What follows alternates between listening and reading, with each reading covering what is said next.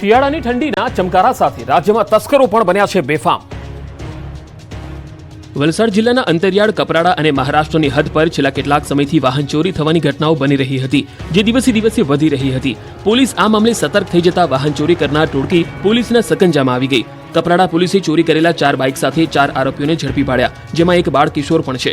સાથે જ ચોરીની બાઇકને ખરીદનાર અને 2 વ્યક્તિઓને પણ ઝડપી પડાયા છે।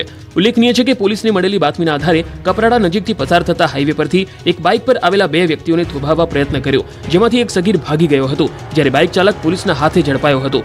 આ ચોરો ચોરી કરેલી બાઇકોને મહારાષ્ટ્રની હદમાં વેચી મારતા હોવાનું બહાર આવ્યું છે। સુરેન્દ્રનગરના ધ્રાંગધ્રા ખાતે બાઇકના શોરૂમમાંથી થયેલ બાઇક ચોરીનો ભેદ ઉકેલાઈ ગયો। પોલીસે ગૌતમ મકવાણા નામના એક શખ્સને ઝડપી પાડ્યો છે। આરોપીની પૂછપરછ કરાતા તેણે વધુ કેટલીક બાઇક ચોરી કર્યાની કબૂલાત કરી। ધ્રાંગધ્રા ખાતે આવેલ શ્રીજી હીરો કંપનીના શોરૂમમાં ચોરી કરેલ 12 બાઇક સહિત કુલ 9.60 લાખનો મુદ્દામાલ કબજે કરાયો। ઝડપાયેલ શખ્સ વિરુદ્ધ ગુનો નોંધી કાયદેસરની કાર્યવાહી હાથ ધરવામાં આવી। બનાસકાંઠામાં યુવતીનું અપહરણ કરી સામૂહિક દુષ્કર્મ આચરનાર શખ્સો પોલીસના સકંજામાં આવી ગયા। બનાસકાંઠાના દાંતીવાડામાં યુવતીનું અપહરણ કરી સામૂહિક દુષ્કર્મ આચરનાર 2 શખ્સોને પોલીસે ઝડપી લીધા છે। બળાત્કારની ફરિયાદ નોંધાતા જ પોલીસ એક્શનમાં આવી। પોલીસે ઘટના સ્થળથી આસપાસના 500 જેટલા સીસીટીવીની તપાસ કરી। સીસીટીવીના આધારે પોલીસને આરોપીઓ સુધી પહોંચવામાં સફળતા મળી। પોલીસે સામઢી મોટાવાસના વિનસિંગ ઉર્ફે વિનુસિંગ કનુસિંગ સોલંકી અને વાસિંગ ઉદયસિંહ સોલંકીને દબોચી લીધા। બંને આરોપીઓએ થોડા દિવસ પહેલા વાઘરોડ નજીકથી યુવતીનું અપહરણ કરી દુષ્કર્મને અંજામ આપ્યો હતો। યુવતી જ્યારે તેની બહેન સાથે દૂધ ભરાવીને ઘરે પરત ફરી રહી હતી, ત્યારે બંને શખ્સો કાર લઈને આવ્યા અને બંને બહેનોની છેડતીનો પ્રયાસ કર્યો। બંનેની હરકતથી બચવા યુવતી ભાગી પણ હતી, પરંતુ આરોપીએ એક યુવતીનું અપહરણ કરી કારમાં લઈ ગયા। બાદમાં કારમાં જ આરોપીઓએ યુવતી પર વારાફરતી બળાત્કાર ગુજાર્યો। બાદમાં ગઢ નજીક યુવતીને છોડી ફરાર થઈ ગયા। યુવતીએ નજીકના પેટ્રોલ પંપ પરથી ફોનના માધ્યમથી પરિવારને જાણ કરી હતી। હાલ પોલીસે બંને આરોપીઓને દબોચી વધુ તપાસ હાથ ધરી છે। અરવલ્લીના મેઘરજમાં હાલ અજંપાભરી સ્થિતિ છે। 2 જૂથ વચ્ચે પથ્થરમારાની ઘટના બાદ ચાંપતો પોલીસ બંદોબસ્ત ગોઠવી દેવાયો। અરવલ્લીના મોડાસાના મેઘરજમાં 2 જૂથ વચ્ચે અથડામણ થતા પોલીસના ધાડે ધાડા ઉતરી ગયા। સામાન્ય બોલાચાલીમાં મામલો એટલી હદ સુધી વિચક્યો કે બંને જૂથમાંથી મોટી સંખ્યામાં ટોળા સામસામે આવી ગયા। એકબીજા પર પથ્થરમારો કરાયો। ગામમાં પડેલી કારના કાચ પણ તોડવામાં આવ્યા। ટોળું બેફામ બનતા જ સમગ્ર મેઘરજમાં અશાંતિ ફેલાઈ ગઈ। ઘટનાની ગંભીરતાને જોતા પોલીસ પણ એક્શનમાં આવી। ટોળું એટલી હદ સુધી બેફામ હતું કે સમગ્ર જિલ્લાની પોલીસ મેઘરજમાં ખડકી દેવામાં આવી। પોલીસના ઉચ્ચ અધિકારીઓ ઘટના સ્થળે પહોંચ્યા। પોલીસે તાત્કાલિક પગલાં લઈ મામલો થાળે પાડ્યો। સમગ્ર ઘટનામાં અનેક લોકોને નાની મોટી ઈજાઓ પહોંચી હતી। જૂથ અથડામણમાં એક હોમગાર્ડ સહિત 6 લોકોને ઈજા થઈ। હાલ મેઘરજમાં પોલીસનો લોખંડી બંદોબસ્ત ગોઠવવામાં આવ્યો। કોઈ અનિચ્છનીય ઘટના ન બને તે માટે પૂરતી તકેદારી રાખવામાં આવી રહી છે। સમગ્ર મેઘરજ પોલીસ છાવણીમાં ફેરવી દેવાયું છે। પોલીસે સમગ્ર ઘટનાને લઈ આરોપી સામે કાયદેસરની કાર્યવાહી હાથ ધરી છે। મોરબીમાં હાઈ પ્રોફાઇલ જુગારધામ પર રેડમાં ગેરરીતિ મામલે અધિકારીઓ પર સકંજો કસાઈ શકે છે। મોરબીના ટંકારામાં હાઈ પ્રોફાઇલ જુગારધામ મામલે જવાબદાર અધિકારીઓ પર સકંજો કસાય તેવી શક્યતાઓ। અધિકારીઓની સંડોવણીની ચર્ચા વચ્ચે એસએમસીની ટીમના ટંકારામાં ધામા। 1 મહિના પહેલા ટંકારામાં પોલીસે હાઈ પ્રોફાઇલ જુગારધામ પર રેડ પાડી હતી। ટંકારાના કમ્ફર્ટ રિસોર્ટમાં ટોકન દ્વારા જુગારધામ ચલાવવામાં આવી રહ્યું હતું। પોલીસે જે તે સમયે 9 જુગારીઓ સહિત 63 લાખના મુદ્દામાલને જપ્ત કર્યો હતો, પરંતુ હવે રેડમાં ગેરરીતિ થઈ હોવાની શક્યતાઓ સેવાઈ રહી છે, જેને લઈ સ્ટેટ મોનિટરિંગ સેલના ડીઆઈજી નિર્લિપ્ત રાય અને ડીવાયએસપી કેટી કામરિયાની ટીમે ટંકારામાં ધામા નાખ્યા છે। ટંકારાના પીઆઈ વાય કે ગોહિલને લીવ રિઝર્વમાં મુકાયા છે, સાથે અન્ય હેડ કોન્સ્ટેબલોની જિલ્લા બહાર બદલી કરવામાં આવી છે। રેડમાં અધિકારીઓની સંડોવણી વચ્ચે સ્ટેટ મોનિટરિંગ સેલની ટીમે પણ તપાસનો ધમધમાટ શરૂ કર્યો છે। ત્યારે આગામી દિવસોમાં કેટલાક અધિકારીઓ પર પણ કાયદાનો ગાળિયો કસાય તેવી શક્યતાઓ જોવાઈ રહી છે। ભરૂચમાં ડોક્ટરને ડિજિટલ એરેસ્ટ કરી 14 લાખ પડાવનાર એક શખ્સની પાટણથી ધરપકડ કરાઈ છે। ભરૂચના ઈખર ગામમાં તબીબી પ્રેક્ટિસ કરતા ડોક્ટર બશીર અહેમદ ઇબ્રાહીમને ડિજિટલ એરેસ્ટ કરી 14 લાખ રૂપિયા પડાવ્યા હતા। સપ્ટેમ્બર મહિનામાં આરોપીએ કોલ કરી પોતાનું નામ રાહુલ કુમાર જણાવ્યું અને તે ટેલિકોમ રેગ્યુલેટરી ઓથોરિટી ઓફ ઇન્ડિયાના નવા અધિકારીની ઓળખ આપી। ફરિયાદીએ મુંબઈમાંથી ખરીદી કરેલા સિમ કાર્ડનો નંબર કેનેરા બેંકના એકાઉન્ટમાં લિંક કરવામાં આવ્યો છે, જેમાંથી 6.80 કરોડ રૂપિયાની હેરાફેરી થઈ હોવાનું કહ્યું, જેના બદલામાં બશીરભાઈએ 68 લાખ રૂપિયા લીધા હોવાની ધમકી આપી તેમને ડિજિટલ એરેસ્ટ કર્યા હતા। બશીરભાઈને માનસિક ત્રાસ આપી તેમના એકાઉન્ટમાંથી 14 લાખ રૂપિયા અન્ય એકાઉન્ટમાં ટ્રાન્સફર કરી છેતરપિંડી આચરવામાં આવી, જે મામલે ભરૂચ સાયબર ક્રાઇમમાં ફરિયાદ નોંધાતા તપાસ શરૂ કરાઈ। પોલીસે મોબાઈલ નંબર અને જે એકાઉન્ટમાં પૈસા ટ્રાન્સફર કર્યા હતા તેની માહિતી મેળવી। સાથે જ ટેકનિકલ એનાલિસિસ અને હ્યુમન ઇન્ટેલિજન્સના આધારે પોલીસે પાટણથી પાર્થ પંચાલ નામના શખ્સને દબોચી લીધો। હાલ પોલીસે આરોપીની પૂછપરછ કરી છે, જેમાં વધુ કેટલાક ખુલાસા થાય તેવી શક્યતા છે। જો તમને કોઈ અધિકારીના નામે ફોન કે મેસેજ આવે અને પૈસાની માંગ કરે તો ચેતી જજો, એ વ્યક્તિ ફ્રોડ હોઈ શકે છે। ઓનલાઈન ગઠિયાઓ હવે લોકોને છેતરવા આઈએએસ કે આઈપીએસ અધિકારીઓના નામનો ઉપયોગ કરી રહ્યા છે. આવી જે ઘટના સામે આવી ગાંધીનગરમાં પૂર્વ આઈપીએસ અને જીપીએસસી બોર્ડના ચેરમેન હસમુખ પટેલના નામનો ખોટો ઉપયોગ કરવામાં આવ્યો. ગઠિયાએ કર્યો પૂર્વ આઈપીએસ હસમુખ પટેલના નામનો દુરુપયોગ. ટેલિગ્રામ પર પૂર્વ આઈપીએસ હસમુખ પટેલનું ફેક એકાઉન્ટ બનાવી લોભામણી જાહેરાત કરી હતી. ટેલિગ્રામ પર હસમુખ પટેલના ફોટા અને નામનો ઉપયોગ કરી 1 ની ખોટી જાહેરાત કરી. પૂર્વ આઈપીએસ હસમુખ પટેલે કાનૂની કાર્યવાહી હાથ ધરી. પૂર્વ આઈપીએસ અને વર્તમાન જીપીએસસી ચેરમેન હસમુખ પટેલ સાહેબના નામ અને ફોટાનો ગેરઉપયોગ કરી કોઈ ગઠિયો 1 લોભામણી જાહેરાત કરતા અનેક સવાલ ઉઠી રહ્યા છે. લગ્નના વરઘોડામાં હવામાં ફાયરિંગ કરવું ભારે પડી શકે છે. વરઘોડામાં ફાયરિંગ કરનાર યુવકની કાલોલ પોલીસે અટકાયત કરી લીધી.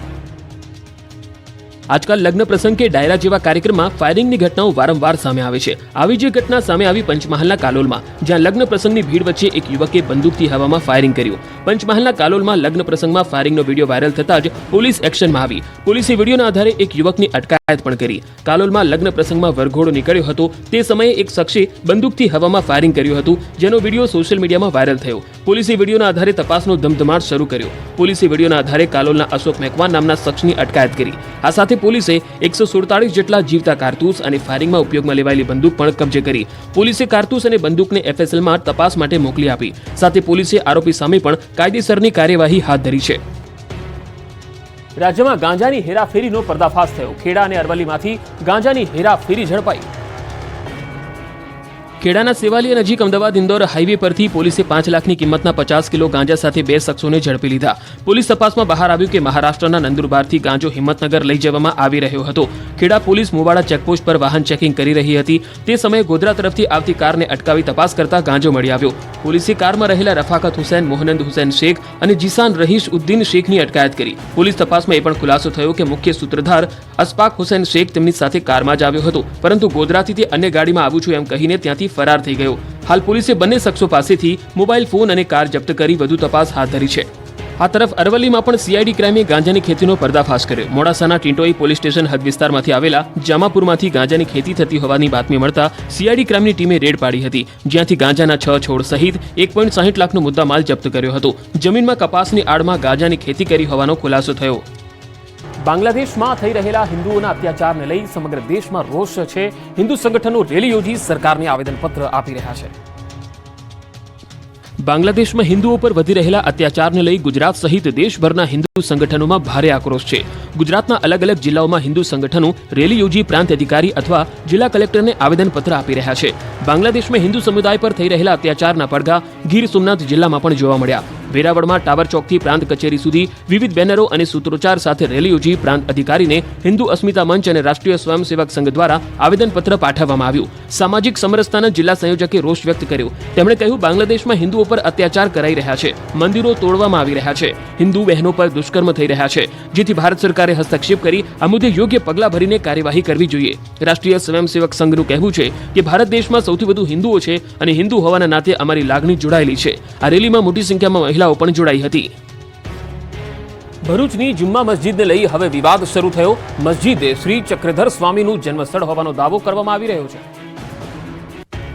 ભરૂચની ઐતિહાસિક જુમ્મા મસ્જિદથી શ્રી ચક્રધર સ્વામીનું જન્મસ્થળ હોવાનો દાવો કરવામાં આવી રહ્યો છે. આ દાવા સાથે શ્રી ચક્રધર સ્વામી જન્મભૂમિ સમિતિ દ્વારા શ્રી ચક્રધર સ્વામી જન્મભૂમિ સમિતિ જિલ્લા કલેક્ટર કચેરી ખાતે ધરણા આવેદનપત્ર આપવામાં આવ્યું, જેમાં જણાવાયું હતું કે આ ધરોહરમાં હિન્દુઓને દર્શન પૂજન માટે જવા દેવામાં આવે. સમિતિ દ્વારા આરોપ મૂકવામાં આવ્યો કે પુરાતત્વ વિભાગ દ્વારા સંરક્ષિત ધરોહરમાં પક્ષપાતી વલણ અપનાવવામાં આવી રહ્યું છે. સનાતન ધર્મમાં આસ્થા ધરાવનાર વ્યક્તિઓને દર્શન માટે સ્થાનિક રહેવાસીઓ તેમજ અન્ય અહિન્દુ વ્યક્તિઓ દ્વારા રોકવામાં આવતા હોવાનો આક્ષેપ કરાયો છે. આવેદનપત્રમાં જણાવાયું છે કે આ ધરોહરમાં હિન્દુઓને દર્શન પૂજન માટે જવા દેવામાં આવે અને હિન્દુ દ્વારા કોઈ પણ ફેરફાર કરવામાં ન આવે. આરોપ એ પણ મૂકવામાં આવ્યો છે કે વિધર્મીઓ દ્વારા તેમાં છેડછાડ કરી ફેરફાર કરવામાં આવ્યો છે.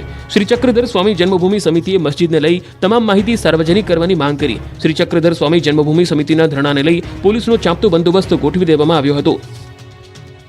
અમદાવાદ શહેરમાં રસ્તા બિસ્માર હાલતમાં છે. દ્રશ્યો એવા સામે આવી રહ્યા છે કે જાણે વિકાસના દાવા પોકળ સાબિત થઈ રહ્યા છે. ચોમાસું વીતી ગયું, નવરાત્રી, દિવાળીના તહેવારો પણ ગયા, પરંતુ અમદાવાદ શહેરમાંથી ખાડારાજ ગયું નથી. 2024ની વિદાય થશે, નવા વર્ષની શરૂઆત, પરંતુ રોડ રસ્તાઓની બિસ્માર હાલત સુધરશે નહીં. એએમસીના વિકાસના દાવા પોકળ સાબિત થયા. આ દ્રશ્યો જોઈ લો. રસ્તા પર ખાડા, ધૂળની ડમરીઓ અને પરેશાન થઈ રહેલા વાહન ચાલકો. આ દ્રશ્યો છે શહેરના પોસ્ટ વિસ્તાર ગણાતા એસજી હાઈવેના. મહત્વનું છે કે પ્રહલાદનગર વિસ્તારમાં નવું ફૂડ કોર્ટ બનવાનું છે, એ જ રોડની હાલત ખસ્તા છે. અમદાવાદના YMCA ક્લબથી કર્ણાવતી ક્લબ તરફ જવાનો રોડ પણ અત્યંત ખરાબ સ્થિતિમાં છે. SG હાઈવે વિસ્તારમાં ખરાબ રોડથી વાહન ચાલકો પરેશાન થઈ રહ્યા છે. બિસ્માર રોડથી ધૂળની ડમરીઓ ઉડી રહી છે. જર્જરિત રોડથી વાહન ચાલકોને અકસ્માતનો ભય પણ સતાવી રહ્યો છે.